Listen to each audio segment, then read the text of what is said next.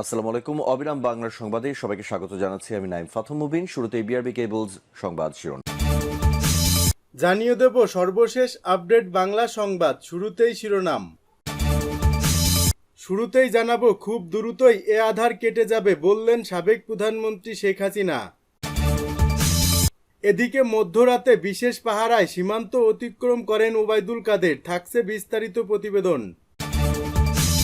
জানাবো, বিগত সরকারের সব বিতর্কিত আইন সংশোধন কিংবা বাতিল করতে হবে আইন উপদেষ্টা। আরও থাকছে, দ্রুত সংস্কার শেষে নির্বাচন বললেন উপদেষ্টা ডক্টর মোহাম্মদ ইউনূস। থাকছে, বাতিল হতে পারে আদানির সঙ্গে বিদ্যুৎ চুক্তি। এতক্ষণ শুনছিলেন সংবাদ শিরোনাম, এখন থাকছে বিস্তারিত। খুব দ্রুতই এ আধার কেটে যাবে বললেন সাবেক প্রধানমন্ত্রী শেখ হাসিনা। দেশের জনগণকে শক্তি ও সাহস নিয়ে ঐক্যবদ্ধ থাকার আহ্বান জানিয়ে সাবেক প্রধানমন্ত্রী ও আওয়ামী লীগ সভাপতি শেখ হাসিনা আশা প্রকাশ করে বলেছেন, খুব দ্রুতই এ আধার কেটে যাবে। জন্মদিন পালন করায় দলীয় নেতাকর্মী সহ দেশবাসীর প্রতি কৃতজ্ঞতা জানিয়েছেন আওয়ামী লীগ সভাপতি ও সাবেক প্রধানমন্ত্রী শেখ হাসিনা। রবিবার রাতে দলের দপ্তর সম্পাদক ব্যারিস্টার বিপ্লব বড়ুয়া সই করা এক বিবৃতিতে এ তথ্য জানানো হয়। বিবৃতিটি আওয়ামী লীগের ভেরিফাইড ফেসবুক পেজে আপলোড করা হয়েছে। বিবৃতিতে বলা হয়, দেশের আপামর জনসাধারণ ও দলীয় নেতাকর্মীরা এ কঠিন সময়েও শত প্রতিকূলতা ডিঙিয়ে এবং বাধা বিপত্তি উপেক্ষা করে স্বতঃস্ফূর্তভাবে আওয়ামী লীগ সভাপতি বঙ্গবন্ধু কন্যা শেখ হাসিনার জন্মদিন পালন করায় সবার প্রতি তিনি আন্তরিক ধন্যবাদ ও কৃতজ্ঞতা জ্ঞাপন করেছেন। দেশের বিভিন্ন স্থানে তার জন্মদিন পালনকালে বাধা প্রদান করা সত্ত্বেও কেউ পিছুপা হয়নি।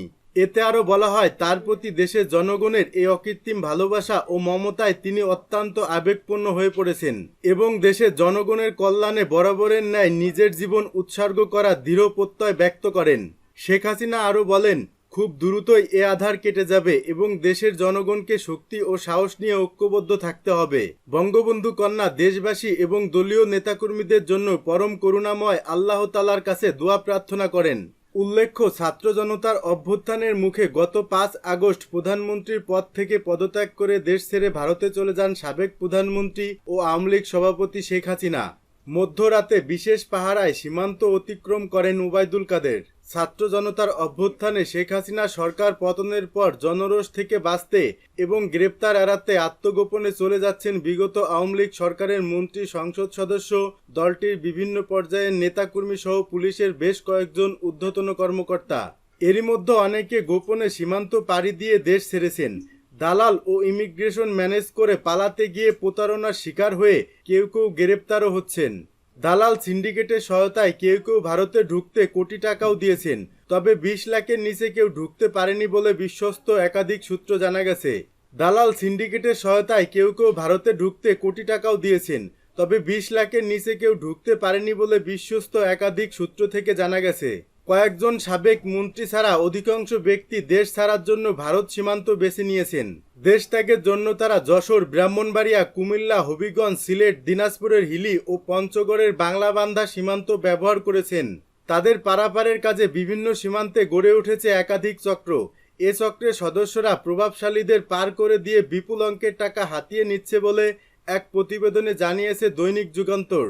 প্রতিবেদনে আরও বলা হয়, শেখ হাসিনা পালিয়ে যাওয়ার পর ৫ আগস্ট মধ্যরাতে খোদ আওয়ামী লীগের সাধারণ সম্পাদক ওবায়দুল কাদের যশোরে চলে যান। সেখানে তাকে গুরুত্বপূর্ণ একটি নিরাপদ স্থানে আশ্রয় দেওয়া হয়। পরদিন তিনি বিশেষ পাহারায় সীমান্ত অতিক্রম করেন বলে জানিয়েছেন যশোর ও বেনাপোলের বেশ কয়েকটি দায়িত্বশীল সূত্র। তবে তারা পরিচয় প্রকাশ করতে রাজি হননি। তবে বেনাপোল ছাড়াও বেশ কয়েকজন আওয়ামী লীগ নেতা পার্শ্ববর্তী পটুখালী ঘাট এলাকা দিয়ে ভারতে ঢোকেন। ঝুঁকি নিয়ে এভাবে ভারতে পালাতে গিয়ে ভারতীয় সীমান্তে হত্যাকাণ্ডের শিকার হন কেন্দ্রীয় ছাত্রলীগের সাবেক সাধারণ সম্পাদক ইসাক আলী খান পান্না। ভারতীয় অংশের দালালরা একা পেয়ে নির্যাতনের পর গলা টিপে হত্যা করে তাকে। বেশ কয়েকদিন পড়ে থাকার পর পান্নার অর্ধগলিত লাশ উদ্ধার করে পশ্চিমবঙ্গ পুলিশ। সংশ্লিষ্টরা বলেছেন, দালালদের সহায়তায় একের পর এক আওয়ামী লীগ নেতা ভারতে পালাতে সক্ষম হয় স্থানীয়দের অনেকে ক্ষুব্ধ। এ কারণে এলাকায় অপরিচিত কাউকে দেখে সন্দেহ হলে তাদের ধরে বিজিবির হাতে তুলে দেয়া হচ্ছে। বিগত সরকারের সব বিতর্কিত আইন সংশোধন কিংবা বাতিল করা হবে আইন উপদেষ্টা আসিফ নজরুল। বিগত সরকারের করা সব বিতর্কিত আইন সংশোধন কিংবা বাতিল করা হবে বলে জানিয়েছেন আইন উপদেষ্টা ডক্টর আসিফ নজরুল। তিনি বলেন, অরাজকতার জঘন্য উদাহরণ সৃষ্টি করে তথ্য অধিকার বিনাশ করা হয়েছিল। এমন পরিস্থিতি যেন আর ফিরে না আসে সেজন্য সবাইকে সতর্ক থাকার আহ্বান জানান তিনি। তথ্য অধিকার দিবস উপলক্ষে এক মতবিনিময় সভায় এই কথা বলেন আইন উপদেষ্টা। তিনি বলেন, অধিকার নিয়ে সচেতনতার অভাব আছে। নিপীড়নের বড় হাতিয়ার তথ্য গোপন করা। তাই গণতন্ত্র, ভোট অধিকার ও বিচার বিভাগের স্বাধীনতা নিয়ে কথা বলতে হবে। এ সময় তথ্য অধিকার নিশ্চিতে সুপারিশ অনুযায়ী তথ্য অধিকার কমিশন পুনর্গঠনের আহ্বান জানান টিআইবির নির্বাহী পরিচালক ডক্টর ইফতেখারুজ্জামান। নাগরিক সমাজের সুপারিশ অনুযায়ী তথ্য অধিকার আইন সংস্কারের কথাও বলেন তিনি। দ্রুত সংস্কার শেষে নির্বাচন, উপদেষ্টা ডক্টর মোহাম্মদ ইউনূস। বাংলাদেশের অন্তর্বর্তী সরকারের প্রধান উপদেষ্টা ডক্টর মোহাম্মদ ইউনূস দ্রুত সংস্কার সম্পূর্ণ করে নির্বাচন আয়োজনে দৃঢ় প্রত্যয়ের কথা জানিয়েছেন। নিউ ইয়র্কে জাপানের রাষ্ট্রীয় সংবাদ মাধ্যম এনএইচকে দেয়া এক সাক্ষাৎকারে ডক্টর ইউনূস এমনটি জানান। জাতিসংঘ সাধারণ পরিষদের অধিবেশনে যোগ দিতে যুক্তরাষ্ট্রের নিউ ইয়র্কে গিয়েছিলেন প্রধান উপদেষ্টা। ছাত্র আন্দোলনের 15 বছর ক্ষমতায় থাকার পর আগস্টে সাবেক প্রধানমন্ত্রী শেখ হাসিনা সরকারের পতনের পর তিনি অন্তর্বর্তী সরকারের প্রধান উপদেষ্টা হন। ইউনূস গ্রামীণ ব্যাংকের প্রতিষ্ঠাতা।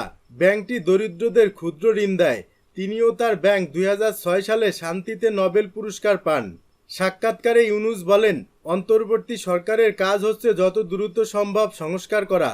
প্রস্তুতি সম্পূর্ণ হলেই এ সরকার নির্বাচন আয়োজন করবে। তিনি বলেন, আমরা ব্যর্থতা মেনে নিতে পারি না।